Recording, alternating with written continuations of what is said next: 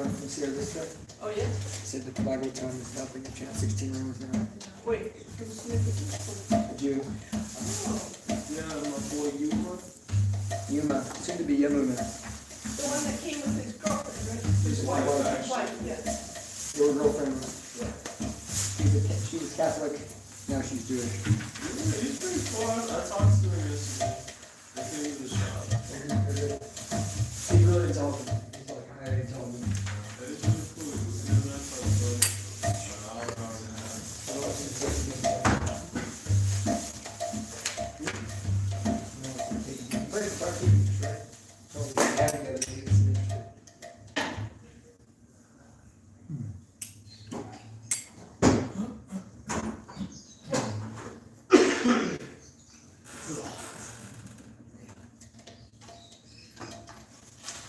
Jaya Radha Madhava Kunja Bihari Jaya Radha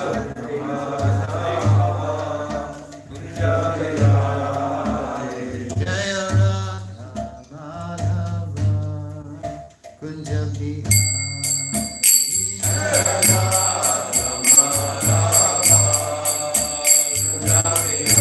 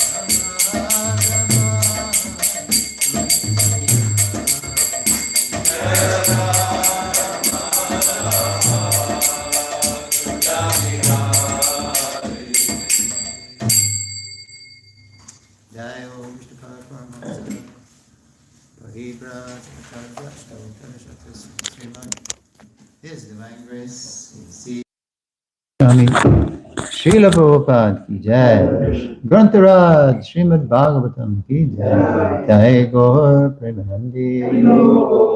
All glory is to the assembled devotees. All glory is to the assembled devotees. All glory is to the assembled devotees. All glory is to Sri Guru and Gauranga.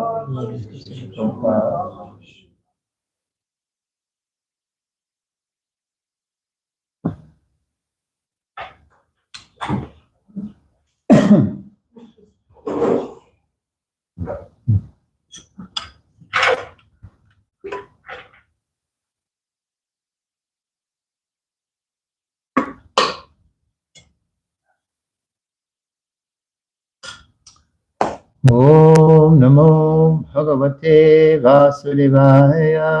Om Namo Bhagavate Vasudevaya.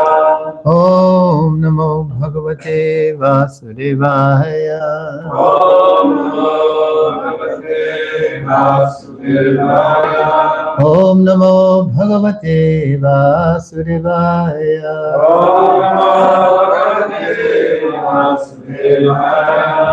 Oh, my Lord, Sri Krishna, son of Vasudeva, of all pervading personality of Godhead, now from our respectful obeisances unto you. Reading from the Srimad Bhagavatam, translation and commentary by Srila Prabhupada, Canto 5, The Creative Impetus, Chapter 1, The Activities of Maharaj Priyavrata. Today's text 37, another prose text, so I'll just read the prose and we can do the word for word in the translation. Ahaso aho asad vanunishtitam yad abhiniveshito ham indriyayar avidya ratita vishama vishayandha kupe talalam balam amushya vanitaya vinod mrigang mang dig dig iti garbhayam chakara. Aho, alas, asadhu, not good, anushtitam, executed, yat, because, abhiniveshitaha,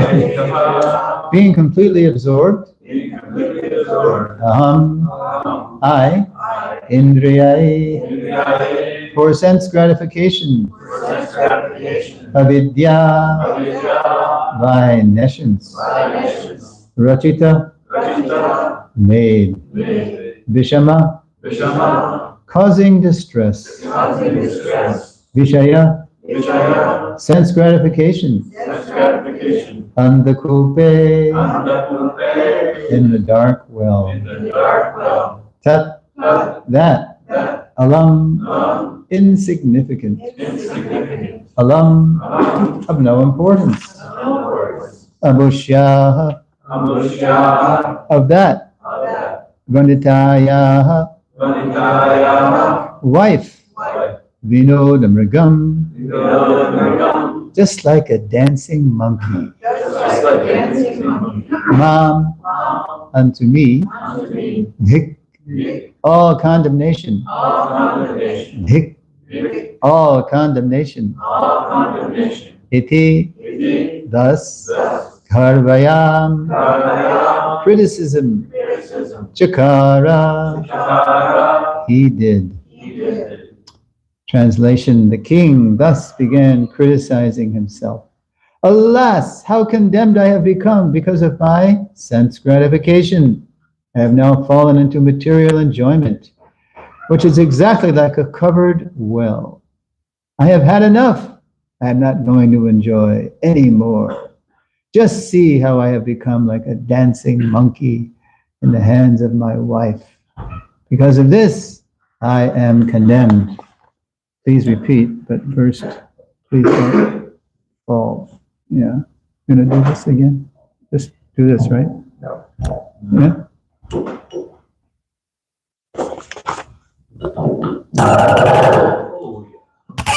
Ouch.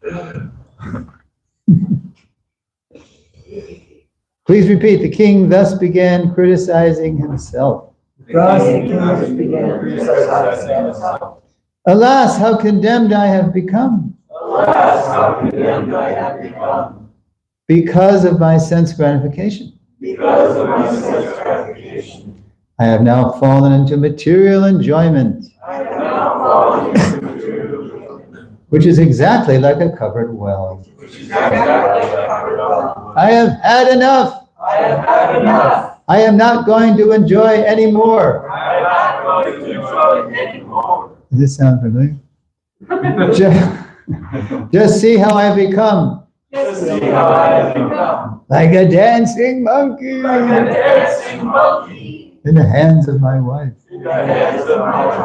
Because of this, I am condemned.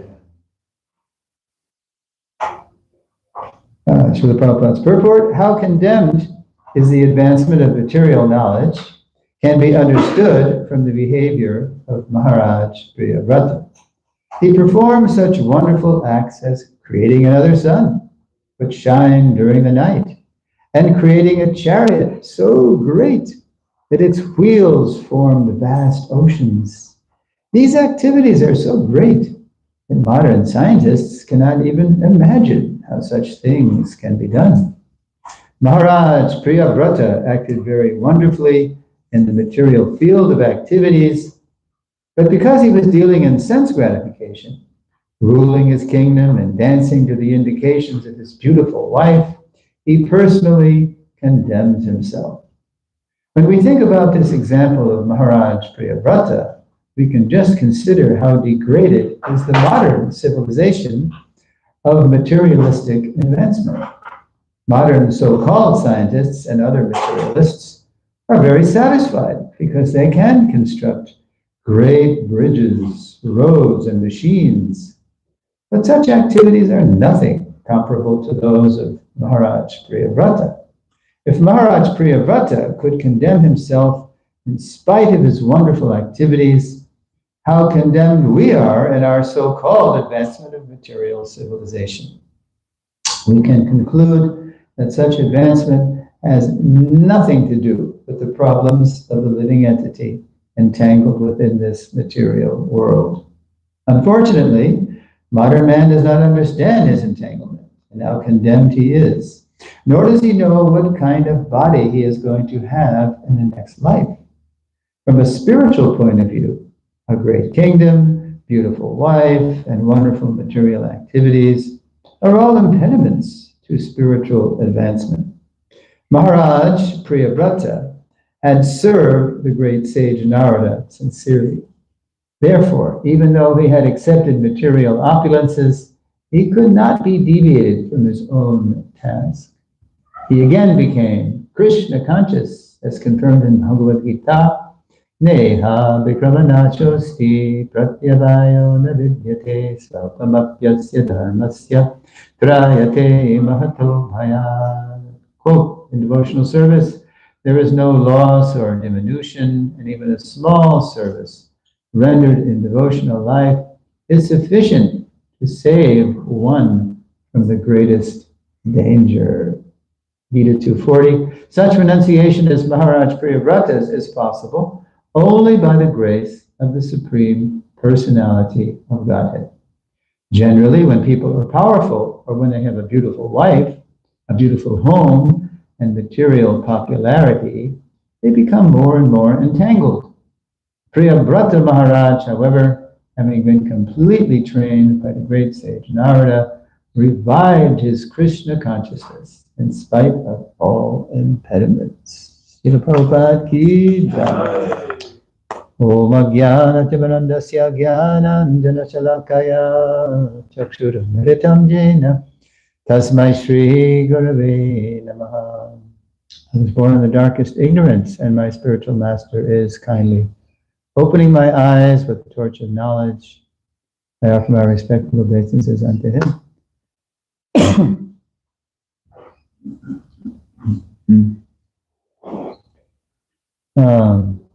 So, the morning I left Tucson, Thursday, January 8th, you all began this chapter. Remember giving the last few verses of the fourth canto. You began this chapter and this whole canto. And the first chapter is called The Activities of Maharaj Priyavrata.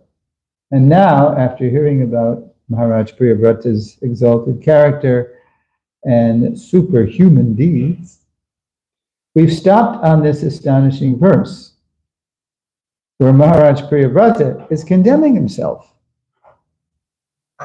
as a, quote, dancing monkey in the hands of his wife.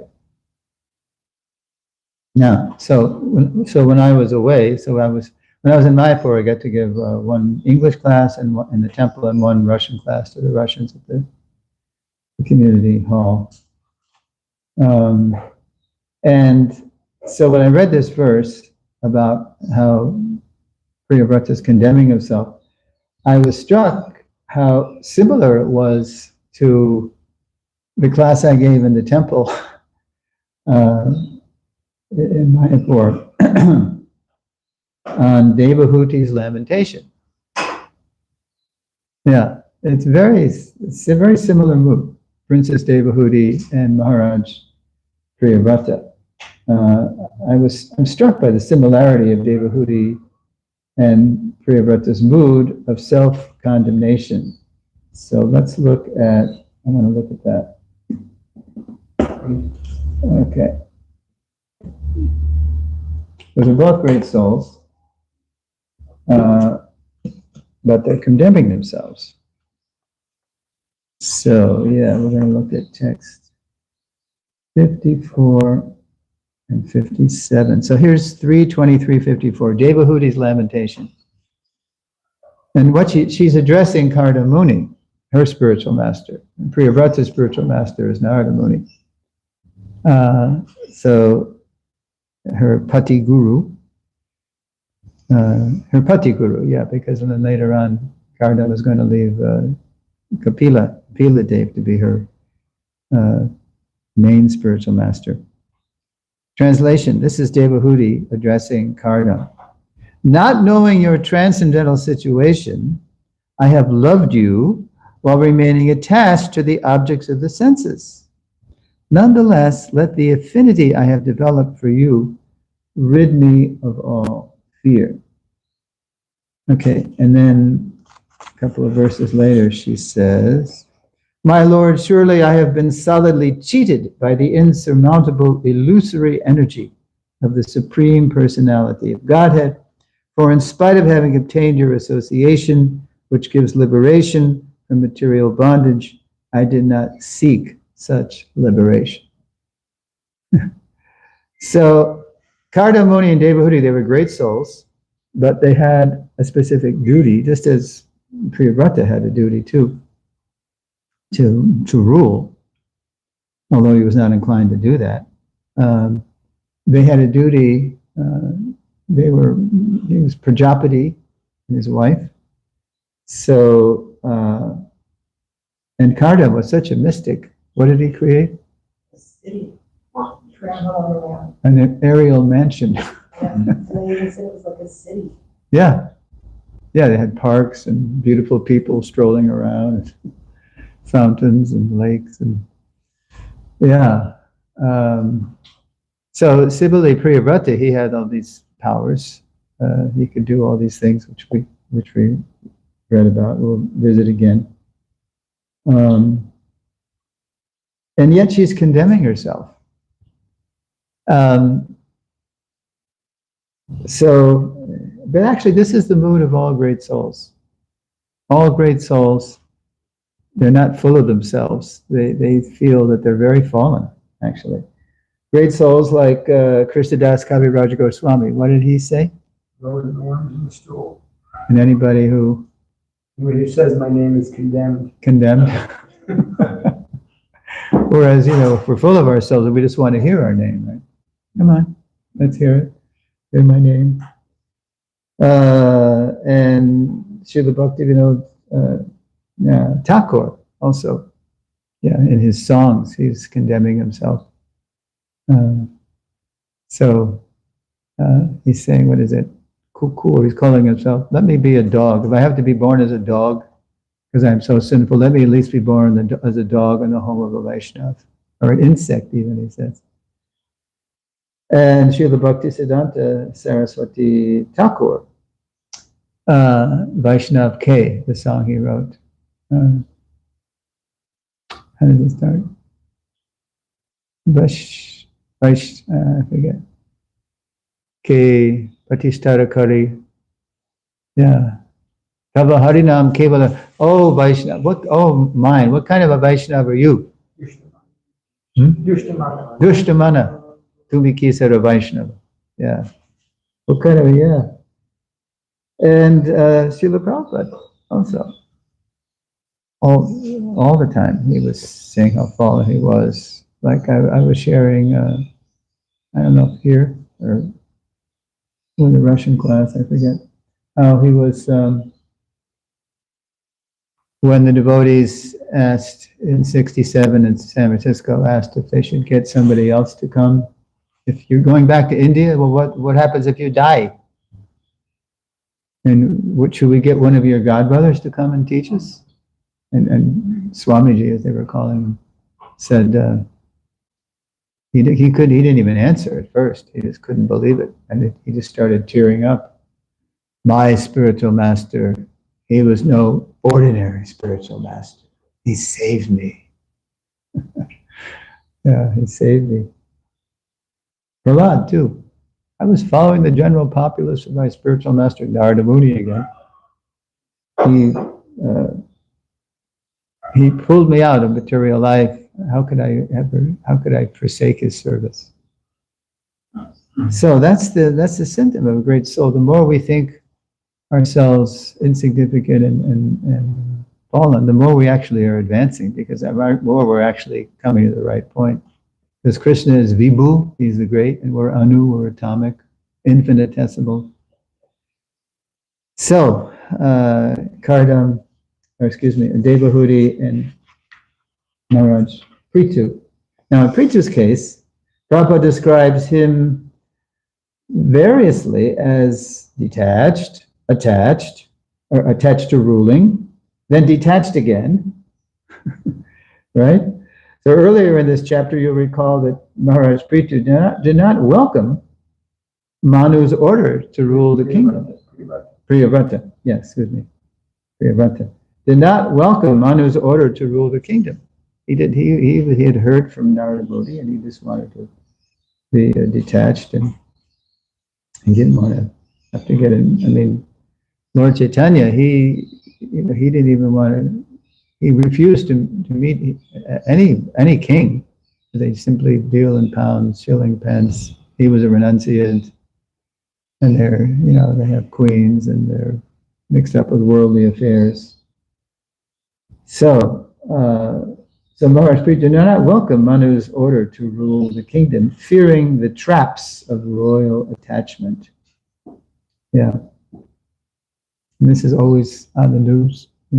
Somebody's a royal or thinks he is, and he's just simply attached to all these things and does sinful things. Because I could, the famous line when they asked Bill Clinton later why he did what he did, in the White House with his intern. He said, because I could. Because I could. No, that's just because you have power doesn't mean you abuse it. So, in his commentary to the verse, let's see, what verse is this? In his commentary to that verse, Vishwanath Chakravarti Thakur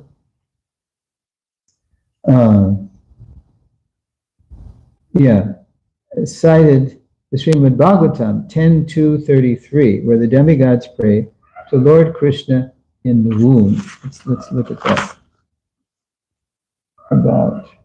Let's see, okay, 10.2.33. So Vishwanath is remarking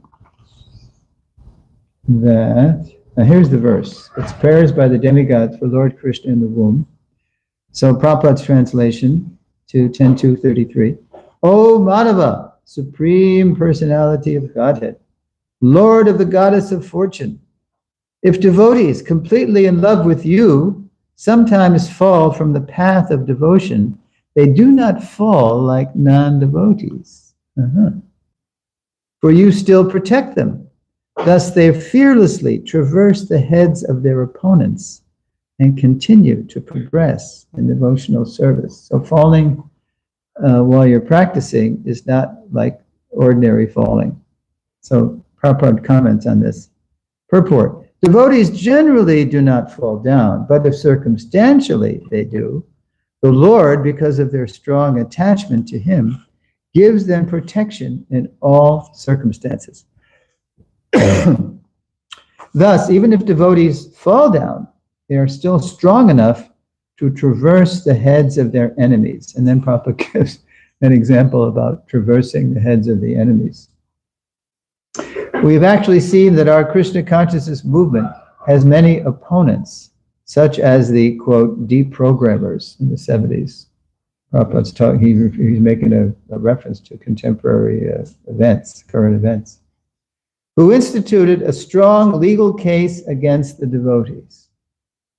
And the devotees actually had I mean, of course, the deprogrammers were wrong, but the devotees had done things to trigger those cases too. They were hiding people out in their temples, and it was really they were across the border, underage girls. Yes.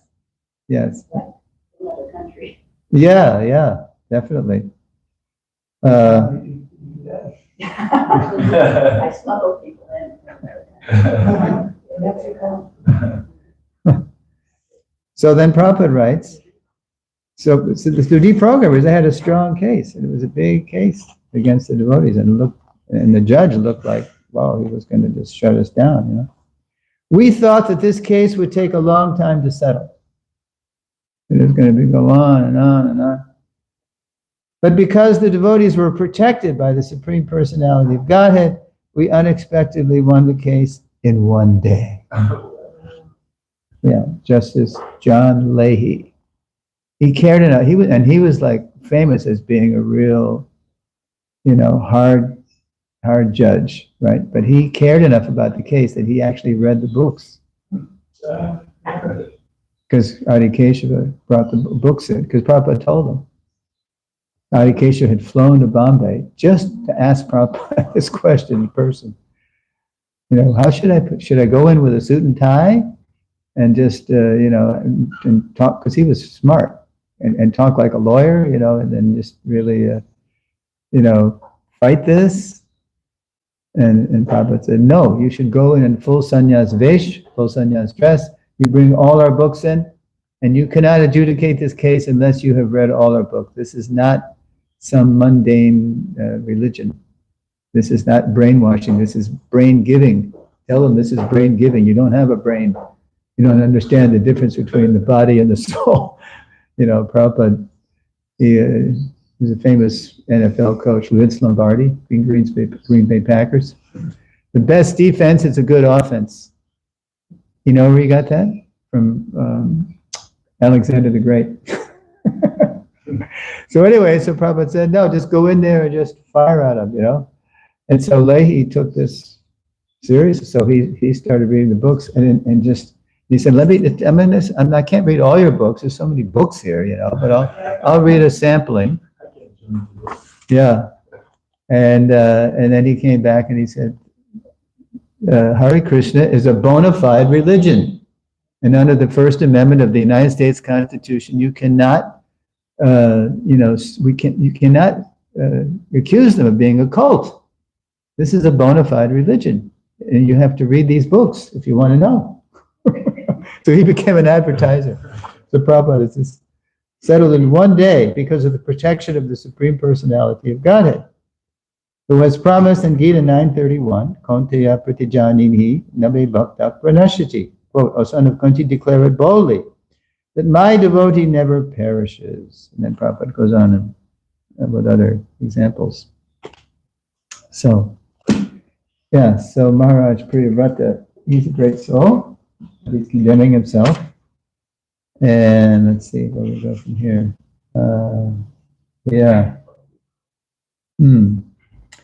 So, oops. Yeah, so Maharaj Priyavrata, he didn't want to do this. He didn't want to, and he was saying to Manu, because he was the younger son, right? Was the older son? I forget. Uttanapad was, anyway. I think he's older, but because he went to do austerity, Uttanapad became king. Yeah, right. Look at it. Yeah. Anyway, they were brothers. So he didn't want to do it. So he said, it's going to be very intense. I might, lose it. I might fall down. So Maharaj Priyavrata's question is answered. Even if obstacles arise, the devotees are protected by Guru and Krishna if we remain deeply attached to them. There's the key, right? If I'm, chanting Hare Krishna, but meditating on, money and women, hey, that's not being deeply attached. That's being deeply attached to money and women, right? Now, in his purport to today's verse, Prabhupada takes the opportunity of Maharaj Priyavrata's self-condemnation to contrast his cosmic deeds. What did he do? He created a second son. I mean, can anybody do that? No, of course not. They're trying to right now, actually. Are they trying to create another son? Bill Gates is trying to create a sun, and it's part of the Collider project. I just read it yesterday. This is like not like a sun, but a mini sun. It's like a energy source. Crazy, huh? Forming, and also, what else did Maharaj preach? He formed vast oceans with his chariot wheels. Did Bill Gates want to do that? Let's see. And he also, I didn't know this, he arranged mountains and rivers to form natural borders separating different classes of humans. So that different kinds of people would live in different parts. And Prabhupada mentions people living so you have Europe, and you have Africa, and they have natural borders, like the Mediterranean separates Europe from Africa. And what else did he mention? Other parts too. Yeah. With creations, I lost my syntax here. Yeah.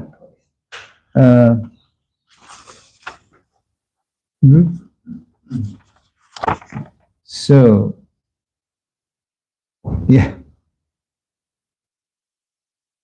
So Priyavrata is condemning himself, but you notice the whole purport. Prabhupada just takes the opportunity of Prithu condemning himself, who was such a powerful person, to just criticize and condemn modern civilization, which is so proud of its materialistic advancement. And it's got nothing to do, with creations and aspirations of modern materialistic civilization, which completely wastes the opportunity of the human form to transcend birth and death. Right? So, feed everyone. huh? We can't even feed everyone. Yeah, we're just, right. To transcend birth and death. That's the real power. As you know, Prabhupada would say, what's my mystic power? Well, just take a look at these people. They were addicted to all crazy activities, and now they don't want to, drink or smoke or, carry on like that. So, that's the great, and the real mystic power, the story of Prabhupada with the magician, in his house, that story? Okay, this is a funny, no, this is a funny story. Prabhupada is in his house in Krishna Balaram Mandir. If you've ever been there, it's, so Prabhupada's there, and so somebody said to Prabhupada that there's somebody who wants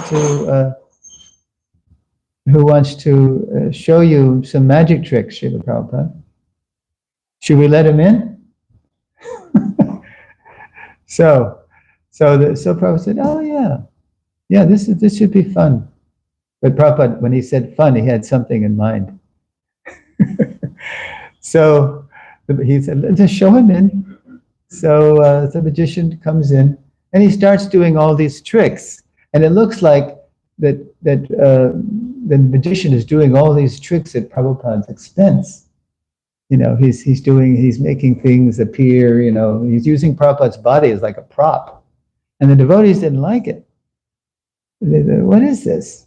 This guy, this is our spiritual master, and you're using Prabhupada, Jagat Guru, as a prop for your tricks.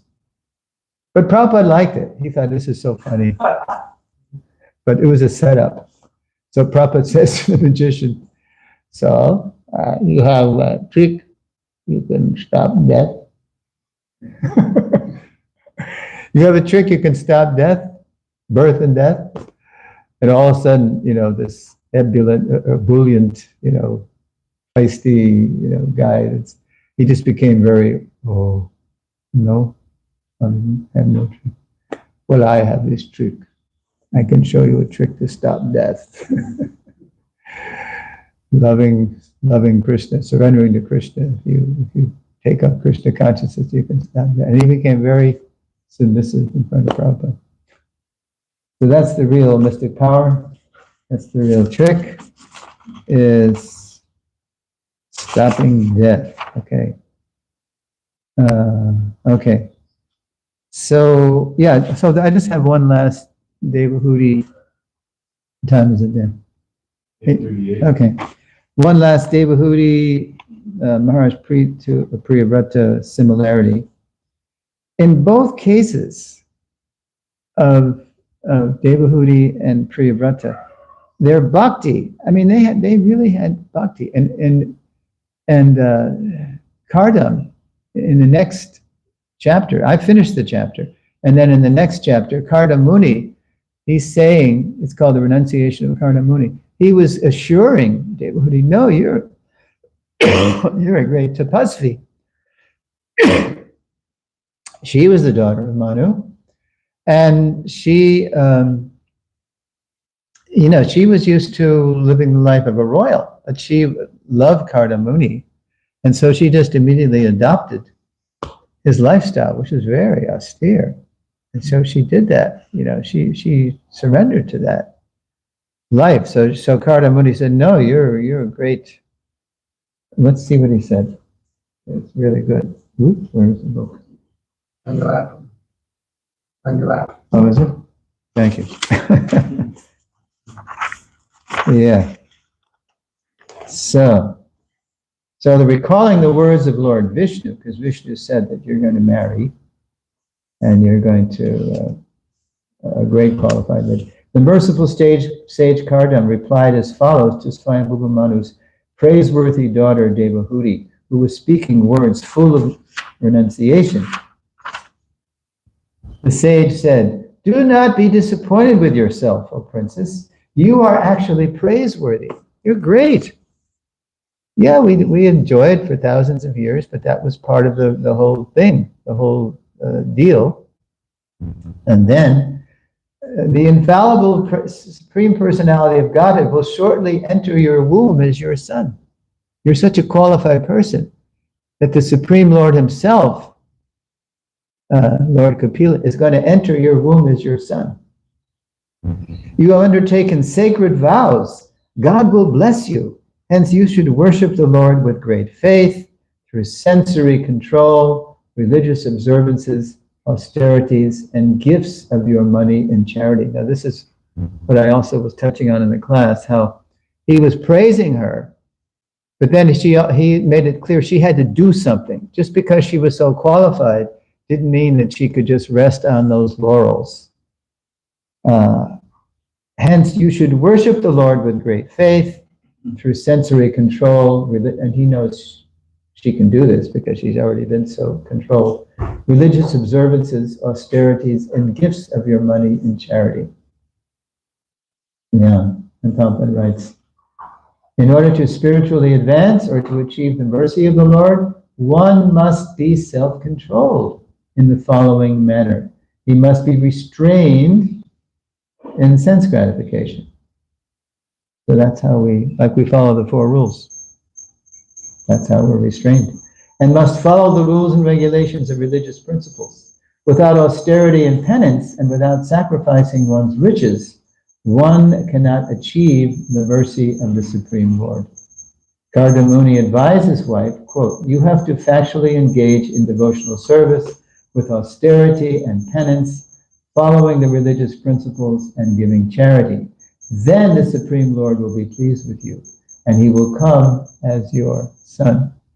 So, and she did, and he did that. And then I think I also quoted there's a verse, Jagadana Tapap Karma, 18.5. Datya jankaryameva tat jaggo danam tapaschaiva pavanani manishinam. This is Krishna in 18.5 Gita. He says, acts of sacrifice, charity, and penance should not be given up. They should be performed. Indeed, sacrifice, charity, and penance purify even the great souls. So, and we do that in the course of devotional service. We sacrifice, we give up our material desires. Charity, what's the highest charity? Giving Krishna consciousness. When Vaisheshika Prabhu gave his class, he also quoted this verse. And he said, Vidya Dan, the gift of knowledge, distributing Prabhupada's books. And penance. Yeah, penance. Oh, and someone asked me a question about that. How do we practice penance?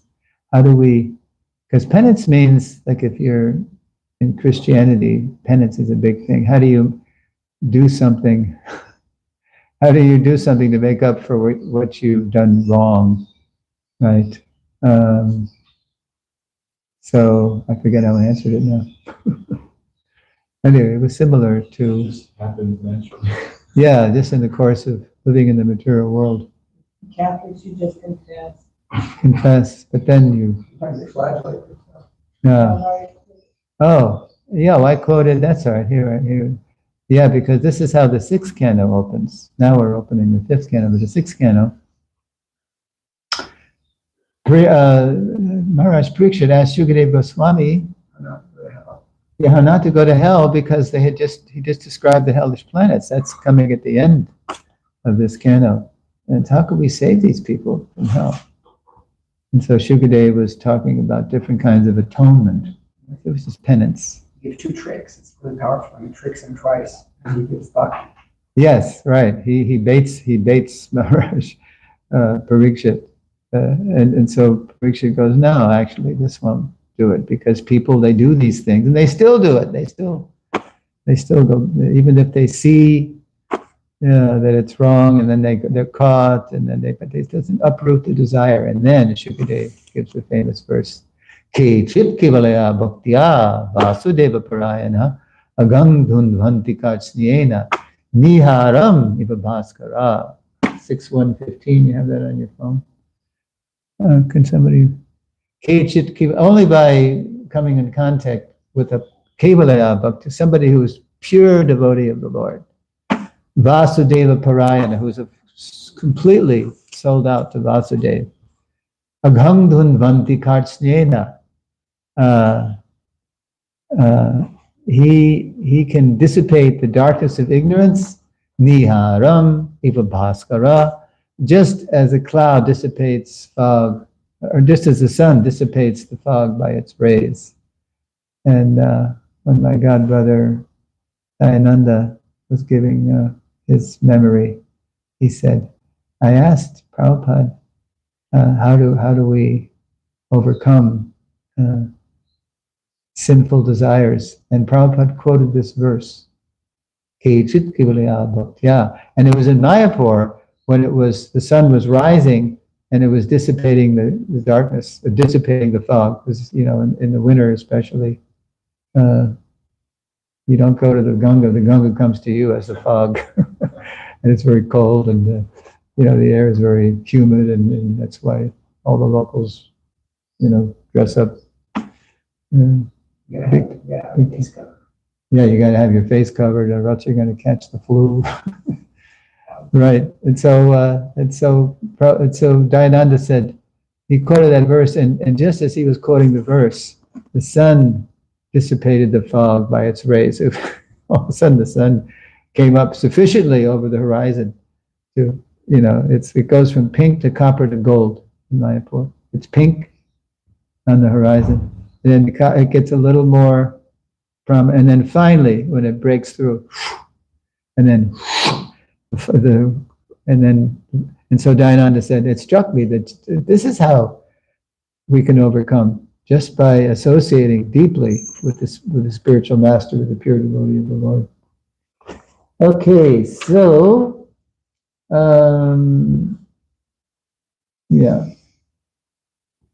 So what am I saying? One last Devahuti Maharaj Priya brought the similarity. In both cases, their bhakti overcame their lamentation. And in both cases, their gurus praised their bhakti and assured them of their ultimate success. In other words, bhakti, devotional service, is the real hero. This is the process of bhakti yoga as delivered by Krishna, and especially in Lord Chaitanya, through chanting Hare Krishna and approaching all the jagas and madhas, starting with ourselves. This is the real hero, the process of Bhakti Yoga. That's Krishna's greatest pastime, delivering the fallen souls. Okay, I'm going to read the verse again in English, and if you have any questions or comments. The king thus began criticizing himself. Alas, how condemned I have become because of my sense gratification. I have now fallen into material enjoyment, which is exactly like a covered well. I have had enough. I am not going to enjoy anymore. Just see how I have become like a dancing monkey in the hands of my wife. Because of this, I am condemned. Really missed your classes. Really, actually missed them a lot. I always love your Bhagavatam classes. I always look forward to Wednesday. I'm like, Suresvara. The sadhu who flatters me is my enemy. Well, that was a comment. That was a comment I was going to make. I have two comments and a question. One comment is Parameshwar was just here. He was the whole time you were gone. He was staying with us practically, and just his devotion to book distribution and his that Vidya Dan is so intense, and you see the result in his Krishna consciousness and his absorption, his surrender. You see how he gets so much mercy from that austerity of. He's literally there's no cave yogi that could really compare. He lives in this van just for 30 years, just doing this book distribution. It's quite amazing. And then my question is we have sometimes we come this fifth canto is filled with these heavy kind of verses, and he says, just see how I've become a dancing monkey in the hands of my wife, because of this I'm condemned. Well, simultaneously, it's my experience that I see sometimes some of the, quite frankly, the most amazing devotees I know, Visheshka Prabhu being one of them, Mahatma Prabhu, they're married men. And then also we sometimes see renunciate devotees. They can be really absorbed in looking at nonsense or thinking about nonsense, watching nonsense things. So how are we to understand this? And we see that, sometimes there are these married devotees that are doing amazing, like Vaisheshwar Prabhu is a great example, or Bhaktivinoda Thakur. How do we understand this? Well, whether it's not about dress, it's just about, I once asked Bhakti Tirtha when he was still Ganesham Prabhu, and he was getting ready to take sannyas. And one way he was doing it was, this is in LA in 79, and he was, I don't think this is before, there was no sannyas ministry then, but he took it upon himself to serve a sannyasi. He was serving Ramaswara, who was Maharaj at the time. And he was, it was kind of known that he was getting ready to take sannyas. So I asked him, I said, does everyone have to take sannyas? Is this the normal thing? It's just the normal course of life, I guess because I couldn't conceive of taking sannyas. So he just smiled that big full moon, black lotus smile. Remember his smile? And he said, at least in the heart, our hearts must be saffron in the heart. and then this is Gita 6.1. Anashita karma palam karyam karma karotiyah sasamyasi cha yogi cha nadiragnir nachakriyaha. One who is unattached to the fruits of his labor and who works as he is obligated, who's dutiful, who's surrendered, right, is in the renounced order of life, and he is the true mystic, not he who lights no fire and performs no duty. So, and the Prabhupada really gets into it in the purport too. Yeah. So it's not a change of dress. But if somehow or other I do change my dress and try to be a renunciate and I'm not ready, then then that's going to take all havoc will follow. And even Prabhupada did that. He made young 20-something sannyasis. So even when he gave Guru Kripa, sannyas. You know Guru Kripa? I know Like- Bruce. Yeah, he's around Vrindavan still. You can still talk to him. Huh? He's in Vrindavan still. Yeah, that's what I hear. Yeah. And our Mridanga looks like him.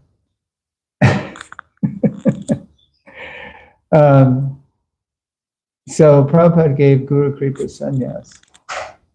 71, 72, I think. So Prabhupada, it was an emergency. Prabhupada was sending people all over the world just to pioneer Krishna consciousness, and he knew sannyasis were respected in different parts of the world, monks.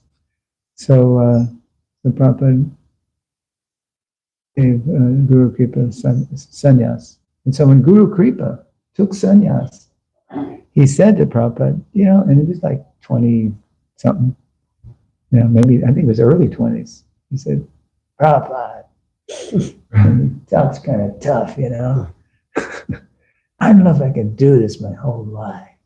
I don't know if I can repeat. What can I, oh boy, now I got myself in a hole. Was he the one who, when he came to the temple, he said, I came because I saw the pretty gals? I don't know, but anyway, Prabhupada said, that's all right, this is emergency. And later on, if you must marry, oh boy, I'm going to have to soften it. And come to me later for what Prabhupada really said. If you must, then only one woman. Only one. Yeah, this is your woman. And so don't be go around and corrupt so many women, right? I'll give you the unexpurgated reply if you want me. Yeah. So it's a deep thing to be renounced, and to be renounced means what is called renunciation is the same as yoga, or linking oneself with the Supreme. To be really renounced, what do we have to renounce anyway? The idea that we have anything. What is called renunciation is the same as yoga, or linking oneself with the Supreme. For no one can become a yogi unless he renounces the desire for sense gratification. Yeah. Okay. And she's going to ask for what Prabhupada really said, right? What's the next? All right. Thank you, Prabhu. Little comment, maybe a question. I was thinking of Vaishnava's humility, Srila Prabhupada's humility, and I was thinking of that story where they were at a festival and the speaker wasn't working or something, and then Prabhupada became upset, and the hippie told him, you should chant Hare Krishna. So he did. Do you not know that story? Yeah, I vaguely remember. Such a good story. The guy asked, what do you do if you get angry? Prabhupada said, chant Hare Krishna. So then later on, that happened, Prabhupada became angry, and then that hippie said, you should chant Hare Krishna. Prabhupada picked up his beads and started chanting. Yeah. Now, somebody else, he might have, said something else, but the guy was new, right? He was just a hippie. I think. Yeah, he Just a didn't know, regular and he was sincere. So Prabhupada saw that if he did what the guy said, that, okay, this guy practices what he preaches. This is a real spiritual master, Somebody else, here's another one. Prithu. I kept saying Prithu during class. I couldn't say Priyavrata. Prithu tells a story at the University of Uppsala. Prabhupada's talking about different classes of people. And so this is Sweden. Now, Sweden is very, egalitarian, right? And so and Prabhupada's talking about different classes of people. So the guy didn't want to hear it. He wanted to hear that we're all the same, right? So, and Prabhupada was sitting on a Vyasasana, and make sure he brought into the University of Uppsala.